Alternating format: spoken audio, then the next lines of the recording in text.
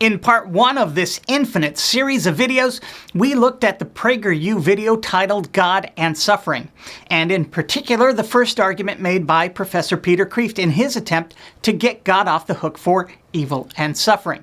First, he attempted to use the free will argument to remove God from the culpability and responsibility which is, by definition, that of any omnipotent being. Next, Professor Kreeft says that the problem of evil exists only if God exists, because without God, there is no objective standard for judging evil. In addition, if there were no God, there would be no absolute standard of good. Every judgment presupposes a standard, and that's true of our moral judgments too. What is our standard for judging evil to be evil? The most we could say about evil, if there were no God, was that we, in our subjective tastes, didn't like it when people did certain things to other people. So the problem of human evil exists only if God exists. This is just an attempt to deny the problem of evil outright by defining it out of existence. By saying that evil can't exist without God, an all-good God, by the way, the kind of God who would never create evil but somehow did and even admitted it, #cognitive dissonance, theists are ultimately revealing their underlying premise for everything they think about God, that nothing could exist without him.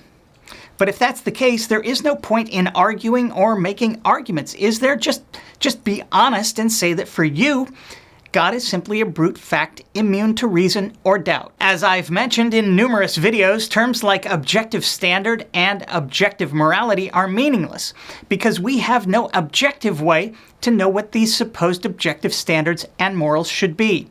The Christian says the adulterer should be forgiven. The Muslim says the adulterer should be killed. Both are following their particular God's objective standard based on nothing objective. That puts the atheist and theist in the same boat in terms of the subjectivity of such judgments. The atheist subjectively chooses her values, and the theist subjectively chooses her giver of values. Or more accurately, in general, is forced to choose a particular giver of values as a small child before he or she is rationally equipped. In the meantime, people are still genuinely suffering. Men, women, children are being raped, murdered, tortured, made to watch network television. But I guess if there's no God, none of those things are truly evil? They only feel evil subjectively? I guess I just don't understand why that's not enough. If tomorrow we discovered beyond any shadow of a doubt that there was no God, would Professor Kreeft then be okay with his children being raped, tortured, and murdered? Would the pain triggered by the loss of his children be meaningless because it's only his subjective experience? And would the fact that it was merely his subjective experience reduce the impact or suffering he and his children feel? Whether or not one thinks there is a logically consistent way to call something objectively evil or not, we all suffer. To suggest that the lack of a God renders us incapable of declaring such suffering objectively evil is quite irrelevant to those who are presently afflicted.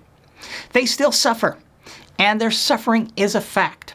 Please note that Professor Kreeft's dodge didn't address suffering, only evil, and whether we are able to make such declarations objectively. I suspect he would be less inclined to dismiss suffering in the same way. If so, I'd be happy to put such a dismissal to the test, perhaps with, a little waterboarding, maybe removing his fingernails one by one. Does it really matter whether we're able to call the suffering of sentient beings objectively evil? No, our suffering does not call into question the existence of God, but it definitely calls into question the goodness, omnipotence, and/or omniscience of that God if such a being exists. At the very least, we can imagine a better God who would not allow such suffering under any circumstance.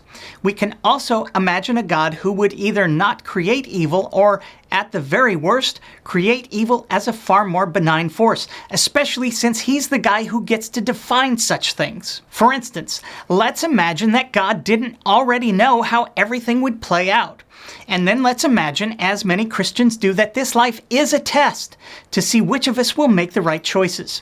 If sin is defined as falling short of the glory of God, any sin will do in terms of God being able to determine whether or not we'll spend eternity with him or burn in hell forever. Christian theologians themselves will tell you that all sins are equal in God's eyes. That means God never needed to allow us to cause each other such horrific suffering. Any little act in which we fall short of God's glory would have sufficed in terms of providing an indicator of our worthiness. Stealing a penny would have done the trick. So murder, rape, torture never needed to be on the table. This would also cover our free will, at least in terms of us getting to make the choice to follow God or not. But according to those following the tribal war God of Abraham, God does know which of us will choose good over evil. He has known ever since the beginning of time.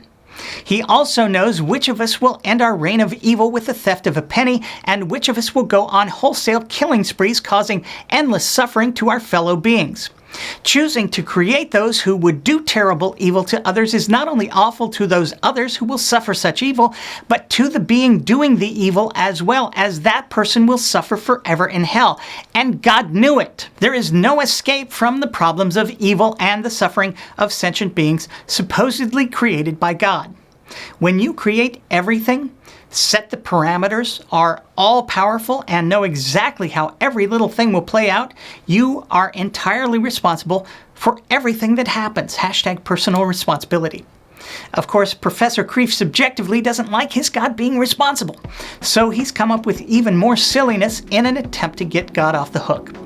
And we'll look at that next time. Until then, I'm not you. Thanks for watching.